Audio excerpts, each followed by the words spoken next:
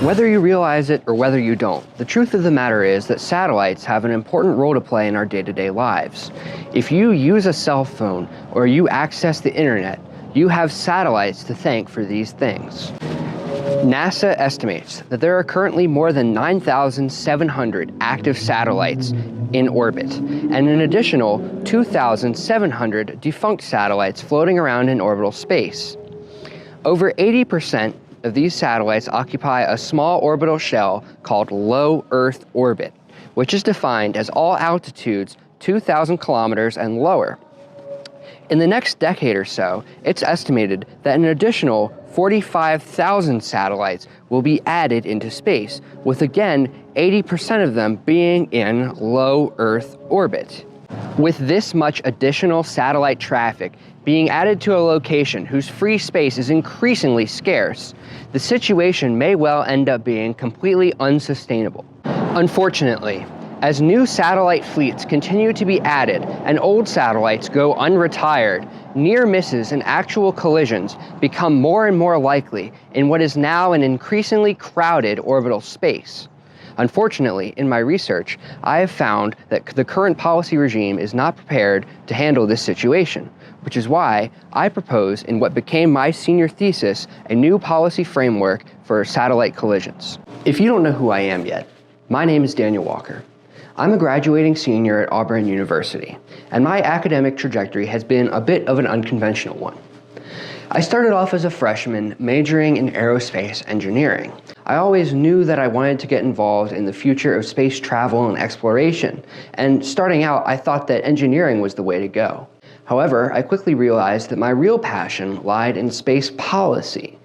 So I added a minor of public administration to my plan of study. And I enjoyed these new classes and the new disciplinary insights they gave me, but I still wasn't quite fully satisfied.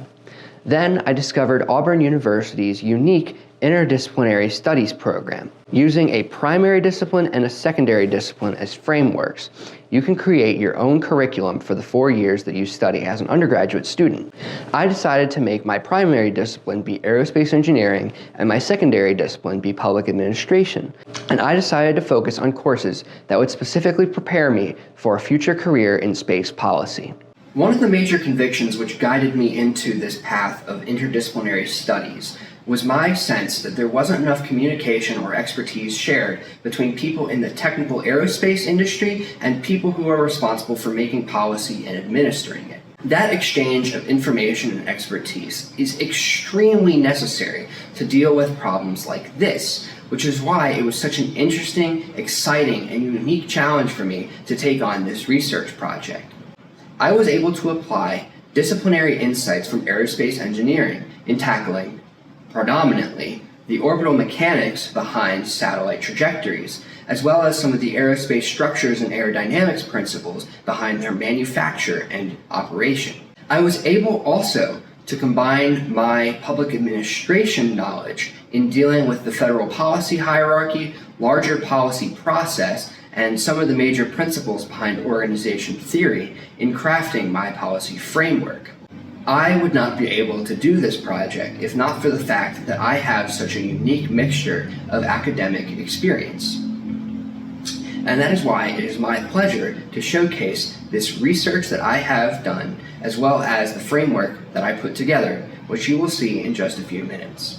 This PowerPoint presentation is going to showcase some of the information that I have compiled through my research for this thesis, as well as showcase my proposal for an updated satellite policy framework. So let's begin. So first of all, it's necessary to take a brief look at an overview of orbital space. So down at the bottom, over here, we have low Earth orbit, which is where most of the action is taking place. As you can see, about 84% of the satellites that are active are going to be occupying low Earth orbit. And that means pretty much all of the satellites that are used in the telecommunications industry, for your cell phones, for your computers, for the internet, and everything of that nature. Then we've got this very large space here, which is medium Earth orbit. About 3% of the 9,700 active satellites are going to be in medium Earth orbit here. And the reason why is because this space is really set aside for international cooperation and scientific endeavors. And then we've got some more stuff going on way up here in geostationary Earth orbit. This would be some other kinds of communications, weather satellites, things like that are going to be up here, and that's about 12% of the total numbers of satellites. So approximately 2/3 of active satellites are American satellites. Far and away, our country has the largest footprint in space. The second largest is China, and they are not even close. They have about 1/8 of the number of satellites that we have. And on top of that, the 80% of satellites launched in what are called constellation fleets belong to American companies. So a satellite constellation fleet is a giant cluster of satellites that's all launched at the same time and operated by the same operator. It usually operates in a cluster in one particular part of space. So next I want to talk about the duopoly model. So there was this paper that I looked at by researchers Guyot, Rao, and Rouillon, and they are modeling the relationship between actors in the telecommunications satellite industry, and they call it the leader-follower model. So they say that for all intents and purposes, to understand what the satellite industry really looks like, you basically have to think of it as a game between two companies. And you're probably thinking, or you might be thinking, two companies? I mean, doesn't that seem like reductive or overly simplistic? Well, it turns out that there really are two private companies that completely dwarf pretty much every other player in the satellite industry, and it's by a long shot. So, for instance, we have Starlink, which is sort of the biggest player in the game and will continue to be that way into the future. Starlink is affiliated with SpaceX. And of the approximately 45,000 new satellites that are going to be launched in the next decade or so, 30,000 of those belong to Starlink. And then the runner-up is OneWeb, and they're going to be launching about 13,000 to 14,000 of those satellites, which only leaves a couple thousand that doesn't belong to either of them. And so they use the concept of game theory to discuss how these operators are behaving in the marketplace. They say that it's a two-level game. And the reason why they say this is because there is a quote-unquote game going on when these operators launch their new satellites. As in, there are certain objectives that they want to meet, there are certain minimization and maximization outcomes that they're looking for, and certain rules that they are beholden to. So the first game is when they're launching. This is where the term leader-follower really comes into play. Starlink, being the larger of the two companies, is the leader. They pick the location and time of their launch first. And then OneWeb, as the follower, sits back and watches. And they make a decision that's based off of, or in reaction to, what Starlink does. Then there's the second level of game, which happens after both companies have launched their craft into space, and this concerns pricing. So once your satellite is up in space, there's not really much that you can do with it. You really just want to keep it operating as much as possible, and you want to make sure all systems are go. But you can change the prices whenever you want. And so this game is occurring simultaneously, where both of these companies are trying to kind of undercut and cross-cut each other, and they're trying to get control of different parts of the market. They are looking to maximize the availability of the services that they are providing to their customers. At the same time, they're trying to minimize interruptions to that service. And one of the largest factors that is responsible for interruptions in service is actually the avoidance of satellite collisions, because when you have to make a sudden maneuver to avoid a satellite collision, that means taking the satellite out of its normal orbit, which means that there is necessarily going to be an interruption in the service. And so that's something that companies don't want. That's something these two companies in particular don't want, because if one of them is having an interruption in service, that means more lag, that means less availability of product, and that means more customers going over to the competitor. And so in this dynamic, we see two market failures. Now, market failure is a kind of basic economics term. It's not to say that the entire economy fails all at once, but rather that there is some level of imperfect competition going on here. So, an example of a market failure in a sort of generic context would be a negative externality, which is where two actors in a market enter into a consensual contract of some sort, but then their actions end up having like a second order effect on other people who didn't consent to being involved in that transaction. So for instance, pollution, which is caused by industrial action, is a negative externality insofar as it affects the air quality of people who are not, actors in that market, as in people like you and me. So we see two major market failures within the duopoly model, being oligopolistic competition and the open access problem.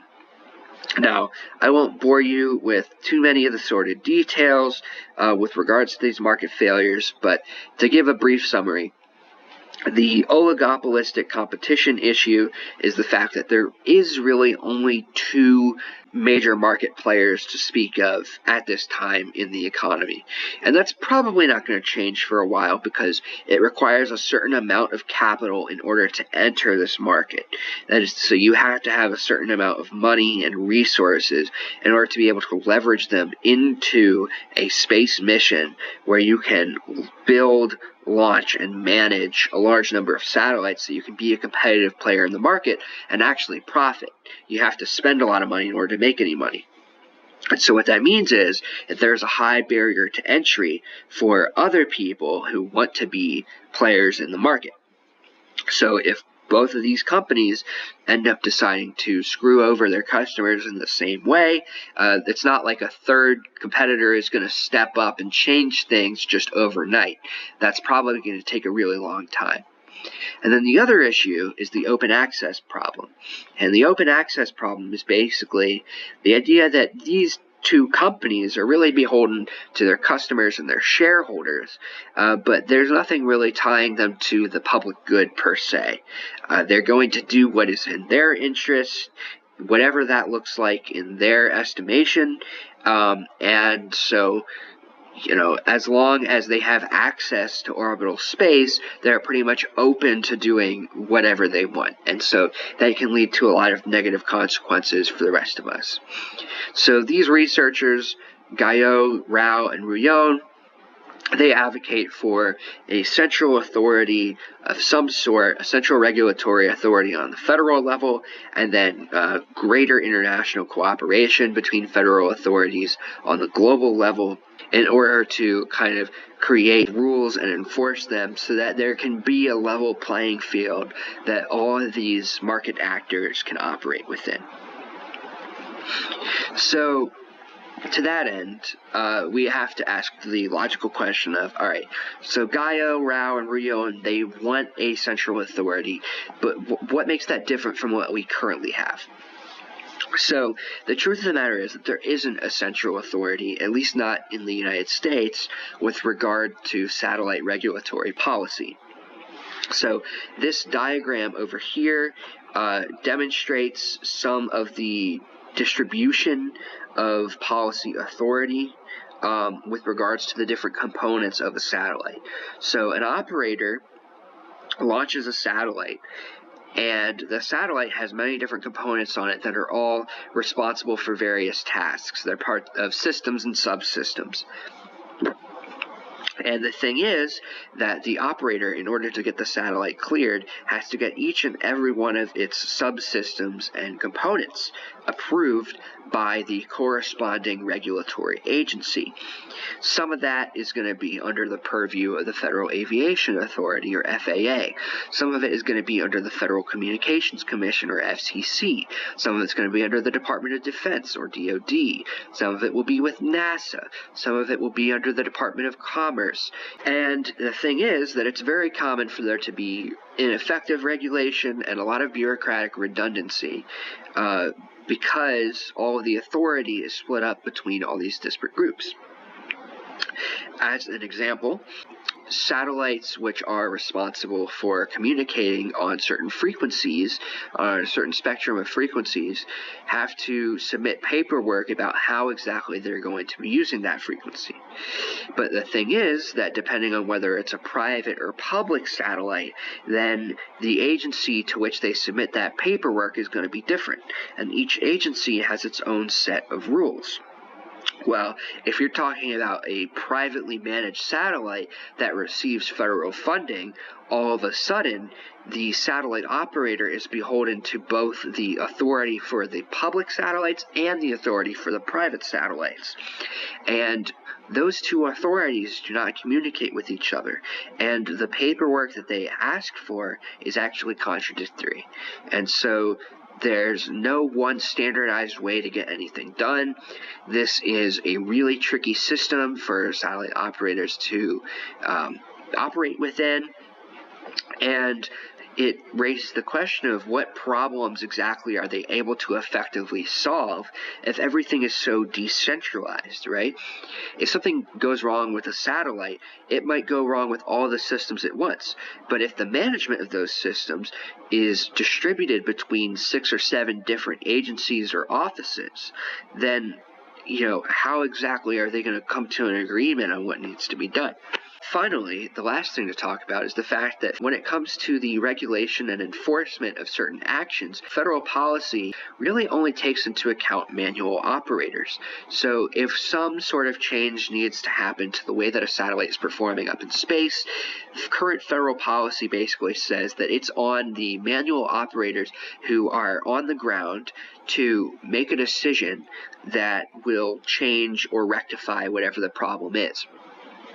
The issue with that is that over the last 5 or 6 years or so, there has been a rapid development of these different AI systems, which have been implemented into new satellites. And the current policy on the books doesn't really take that into account. I mean, how could it? When the policy was written, that technology didn't exist.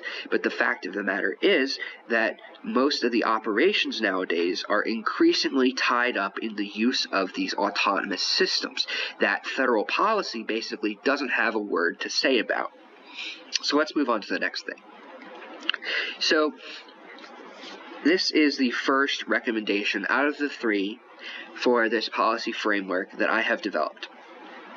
This is relatively basic, but it is a very, very fundamentally important first step in order to be able to get a hold of the current situation with satellites. And the recommendation is simple. We need to establish a singular satellite authority. We have the Federal Aviation Administration. Why not the Federal Satellite Administration? So we take all the different policy authorities from these various agencies, and for the most part, we can pretty much combine them under one roof. So every single different issue that you could think of, you really only need to submit one type of paperwork for it. So whether it be your geospatial location data reporting, or whether it be the use of frequency spectra, or whether it be your debris disposal plan, you only have to submit that paperwork to one agency, and that agency only has one specific set of rules which it knows it can enforce, under which that policy is governed. So this means that it's very straightforward to enforce a certain policy. It's very straightforward to push for a certain policy outcome. On top of that, you're looking at a situation where these various experts of the different aspects of satellite operation are basically all working and communicating under one roof. So aside from the formalized benefits of just having a singular system, you also have the informal benefits of just having all of these brains together, communicating and exchanging information far more efficiently than they would be if they were scattered around the country in all these different offices. And then finally, of course, is the economic benefit of the jobs that this would create. People who would be employees of this federal satellite authority. And the space industry is one that is exploding in size. There are new jobs being created all of the time. And it seems like a no-brainer to put the headquarters of a federal satellite authority in a major city where a lot of these jobs are being created, so that we can get the best talent and get the brightest people from the private sector to come in and, do what needs to be done and make the informed decisions. So the second policy recommendation is to integrate the ACAS system. So what is ACAS? ACAS stands for Aerial Collision Avoidance System. ACAS is a new manifestation of TCAS. And TCAS is a system that has existed for a very long time as the industry standard within aviation. It is the standard collision risk detection and avoidance protocol system for aircraft. What it basically looks like for pilots is a radar screen that detects where other aircraft are in relation to that aircraft inside of aerial space. And it provides warnings about approaching aircraft. It calculates maneuvers and alternative paths that could be taken. And in commercial aircraft, it makes autonomous maneuvers. And the way that it's able to do this is by having the computer inside of both airplanes, or however many airplanes are involved in the close encounter. The computers communicate with each other, make the calculation, and instantaneously make coordinated maneuvers between each of the responsible aircraft. So this is something that can be scaled up and applied to satellites relatively easily. The technology exists, and it exists in the form of the modern manifestation of TCAS, which is called ACAS. This was developed by MIT computer science researchers, and the ACAS-X system is specifically one that was developed for the purpose of unmanned aerial vehicles, or drones, and drones are extremely similar to satellites. The ACAS-X operates off of an algorithm which classifies collision risks according to 5 categories. Category 1 being basically the least risky, and Category 5 being the most imminent risk. And it makes the calculation about not only the probability of collision, but also whether a maneuver is necessary, and then what the maneuver should be, and it can even autonomously execute that maneuver. So in the case of satellites that are increasingly autonomously controlled, you can circumvent the need for a primary manual operator. Of course, it's always great to have a human factor as a backup, but this does cut out a lot of that lag in response time, where it takes time for a human to not only see that a problem exists, but also to calculate the solution to that problem and implement it, whereas a computer can do it instantaneously. And then finally, I want to talk about the third policy recommendation, which is the debris disposal plan. So, spent satellites right now basically just end up sitting in space. As I mentioned earlier, with the authority on satellite regulation being split up in so many different ways, there's also no one clear procedure for how satellite operators should get rid of their satellites once their mission has been accomplished. In most cases, they just end up leaving their satellite sitting on its current path, even after its computer systems have broken down and it remains unresponsive. This is extremely hazardous, especially as more time goes on, because with the control systems broken, the satellite ends up gradually spiraling closer and closer to the Earth. Now, this is the way that most operators might prefer to passively dispose of their satellites, because the philosophy goes that eventually the satellite is going to burn up in the atmosphere, and then you don't have to worry about it anymore. And it costs the satellite operator exactly $0 to execute this. It really is basically just letting nature take its course. But we have two major issues with that. One is that on the way down, there's no guarantee that that satellite isn't going to hit into something. You can't track it, and you can't move it, so you don't know if it's going to. All you can do is hope. And if there are satellites that are active in the way, maybe you can get them out of the way in time if you spot them. But that is a big if. And there have been many close calls in history, and there have also been a few really disastrous crashes because of exactly this issue with defunct satellites. These crashes release space debris, which goes everywhere, and we're talking little tiny component parts that, again, are even harder to detect and certainly impossible to maneuver. And the other issue is that even if the satellite manages to finally hit the Earth's atmosphere and begin burning up, that's going to cause environmental issues. It damages the ozone layer, for instance, and the parts that are dispersed end up going into oceans, lakes, like fields, and sometimes they can even damage people's property. Sometimes they can even hurt people. And so there's all these different risks that are not being properly ameliorated because the current policy basically lets satellite operators sit on their hands and essentially let nature take its course, let the chips fall where they may.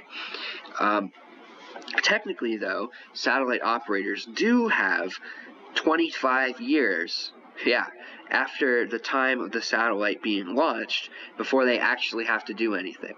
In most cases, by the time 25 years roll around, your satellite has either crashed into something or crashed into the Earth, or it's flung out into space where it doesn't need to be worried about anymore, at least theoretically. But that really is basically a license for satellite operators to be completely negligent. So my policy proposal, after all that preamble, is basically for satellite operators to put together a clear, comprehensive, and concrete plan for how they're going to dispose of their satellite once its mission objective is complete. And not only that, but it has to actually be enforced. There has to be some sort of incentive mechanism, some sort of payment, punitive or otherwise, that ensures that the satellite operators are actually doing this. And finally, the timeline needs to be reduced from 25 years to something like in the ballpark of 10. The average telecommunications satellite mission duration is about 5 years. 10 years is relatively generous. It gives satellite operators an average of about an extra 5 years to figure out what they're going to do with their satellites. And if they're going to stagger their satellite launch times, then that means they can wait for them to pile up and then collect them all at once. And that would be great. It's better than letting them sit around for an additional 15 years after that first decade is up, which is when they're going to pose the greatest danger. So the policy, which says that satellites have to be reduced within 25 years, was passed all the way back in 2001. It's been only 23 years since then, and as you can imagine, very few, if any, satellites have actually been removed under the purview of that policy.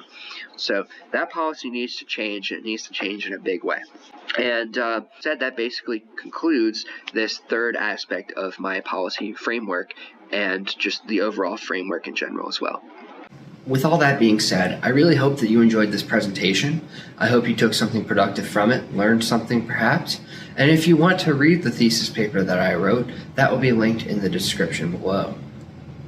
So if you enjoyed this video, please give it a like, please comment your thoughts, and I hope that all of you have a really good day.